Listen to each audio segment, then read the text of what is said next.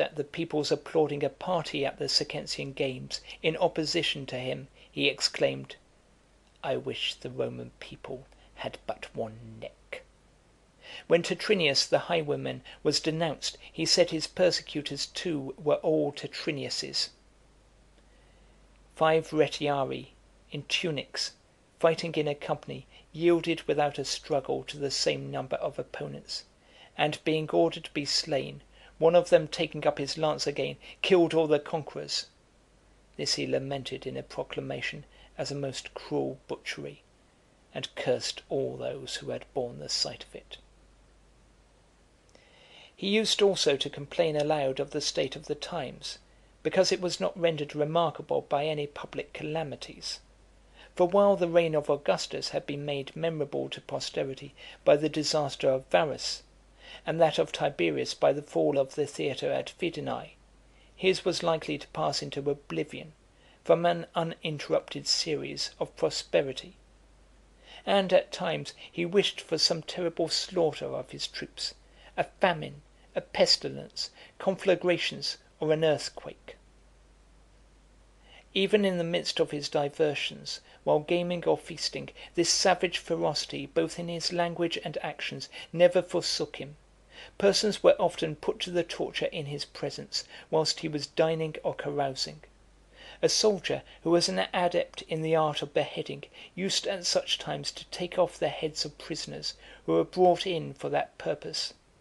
At Puteoli, at the dedication of the bridge which he planned, as already mentioned, he invited a number of people to come to him from the shore, and then suddenly threw them headlong into the sea, thrusting down with poles and oars those who, to save themselves, had got hold of the rudders of the ships. At Rome, in a public feast, a slave having stolen some thin plates of silver with which the couches were inlaid, he delivered him immediately to an executioner, with orders to cut off his hands, and lead him round the guests, with them hanging from his neck before his breast, and a label signifying the cause of his punishment. A gladiator, who was practising with him, and voluntarily threw himself at his feet, he stabbed with a poniard, and then ran about with a palm branch in his hand, after the manner of those who are victorious in the games. When a victim was to be offered upon an altar, he, clad in the habit of the Popii, and holding the axe aloft for a while, at last, instead of the animal, slaughtered an officer who attended to cut up the sacrifice. And at a sumptuous entertainment he fell suddenly into a violent fit of laughter, and upon the consuls, who reclined next him, respectfully asking him the occasion, "Nothing," replied he, "but that, upon a single nod of mine, you might both have your throats cut." Among many other jests, this was one. As he stood by the statue of Jupiter, he asked Apelles, the tragedian, which of them he thought was biggest.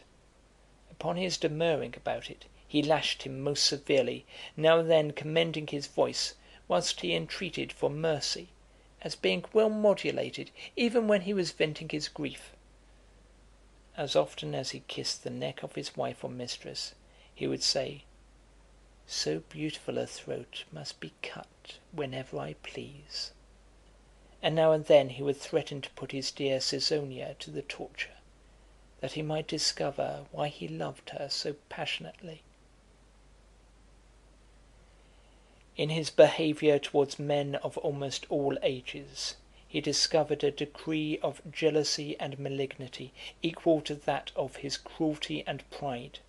He so demolished and dispersed the statues of several illustrious persons, which had been removed by Augustus, for want of room, from the court of the Capitol into the Campus Martius, that it was impossible to set them up again with their inscriptions entire; and for the future he forbade any statue whatever to be erected without his knowledge and leave. He had thoughts, too, of suppressing Homer's poems. "For why," said he, "may not I do what Plato has done before me, who excluded him from his commonwealth?"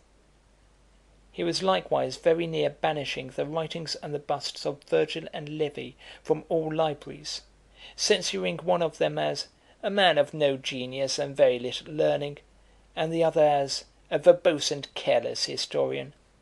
He often talked of the lawyers as if he intended to abolish their profession. "By Hercules," he would say, "I shall put it out of their power to answer any questions in law, otherwise than by referring to me." He took from the noblest persons in the city the ancient marks of distinction used by their families, as the collar from Torquatus, from Cincinnatus the curl of hair, and from Gnaeus Pompey the surname of Great, belonging to that ancient family. Ptolemy, mentioned before, whom he invited from his kingdom, and received with great honours, he suddenly put to death, for no other reason, but because he observed that upon entering the theatre, at a public exhibition, he attracted the eyes of all the spectators, by the splendour of his purple robe. As often as he met with handsome men, who had fine heads of hair, he would order the back of their heads to be shaved, to make them appear ridiculous. There was one Aetius Proculus, the son of a centurion of the first rank, who, for his great stature and fine proportions, was called the Colossal. Him he ordered to be dragged from his seat in the arena, and matched with a gladiator in light armour, and afterwards with another completely armed, and upon his worsting them both, commanded him forthwith to be bound, to be led clothed in rags up and down the streets of the city, and after being exhibited in that plight to the women, to be then butchered. There was no man of so abject or mean condition whose excellency in any kind he did not envy.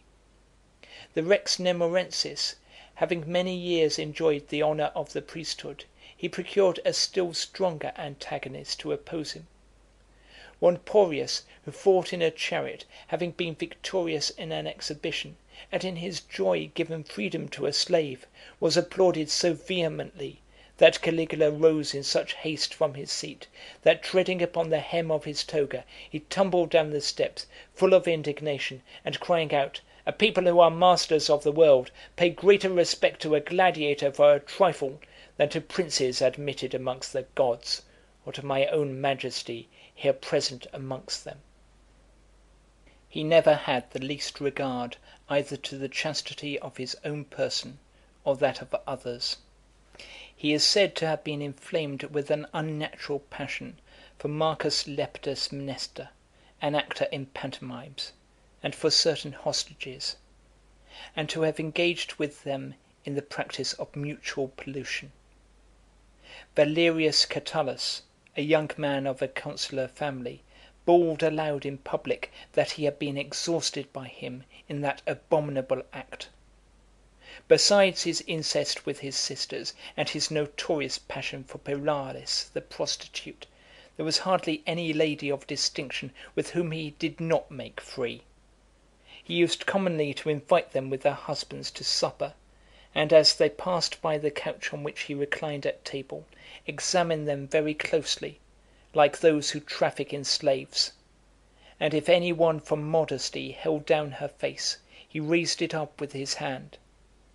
Afterwards, as often as he was in the humour, he would quit the room, send for her he liked best, and in a short time return with marks of recent disorder about them. He would then commend or disparage her in the presence of the company, recounting the charms or defects of her person and behaviour in private.